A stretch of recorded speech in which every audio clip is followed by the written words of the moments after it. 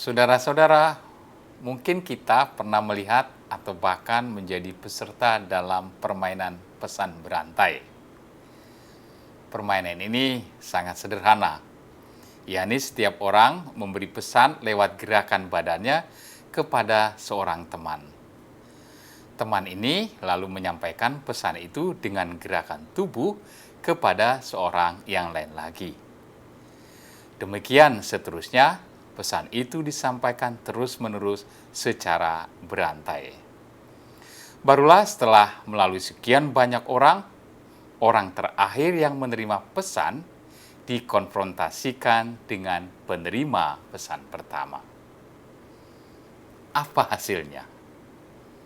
Sebagian besar hasilnya adalah tidak tepat atau terjadi pergeseran isi pesan.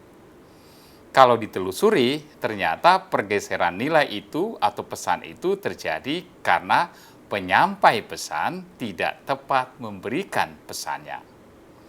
Tetapi yang lebih sering terjadi adalah si penerima pesan kurang memberi perhatian secara penuh terhadap pesan yang diberikan, atau hanya menangkap sebagian pesan dan menafsirkannya menurut dirinya sendiri.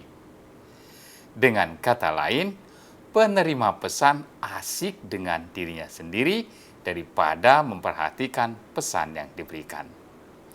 Selain itu, penerima pesan juga tidak bisa berdialog lebih jauh dengan si pemberi pesan, sehingga isi pesan sungguh amat terbuka untuk ditafsirkan sesuai dengan pengertian si penerima pesan.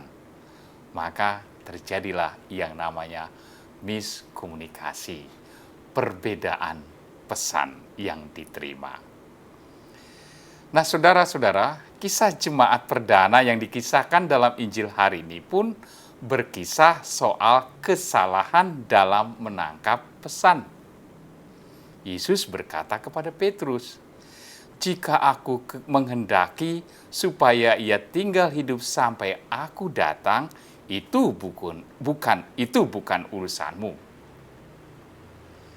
Tetapi apa yang ditangkap dan tersebar dalam jemaat pertama tentang perkataan Yesus kepada Petrus sangat berbeda. Injil menulis demikian.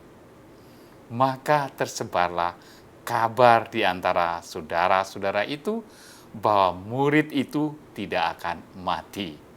Bayangkan saudara-saudara, di situ terjadi pergeseran dari kehendak bebas Yesus yang akan menentukan apakah saudara itu akan mati atau tidak, lalu menjadi pesan yang katanya orang itu tidak akan pernah mati.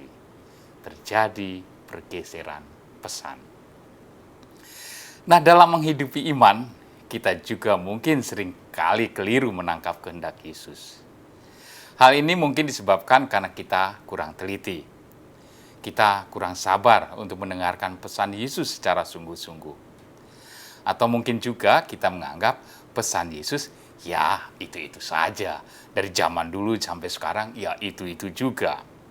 Atau dengan kata lain, ketertarikan untuk mencoba mendengarkan, mencoba merenungkan, dan mencoba memahami pesan Yesus tidak menjadi bagian dari hidup kita.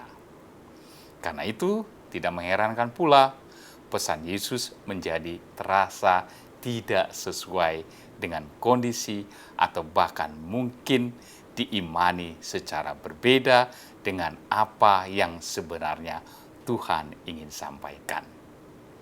Oleh karena itu, bergumul terus-menerus dengan pesan Tuhan hendaknya menjadi bagian yang tidak boleh berhenti selama kita belum berjumpa dengannya dari wajah ke wajah. Mencoba terus mengerti dan mencoba mengerti pesan Yesus sampai kita menutup mata. Itulah tugas kita sebagai murid Kristus, sehingga pesan Yesus menjadi semakin jelas dalam hidup kita. Tuhan memberkati.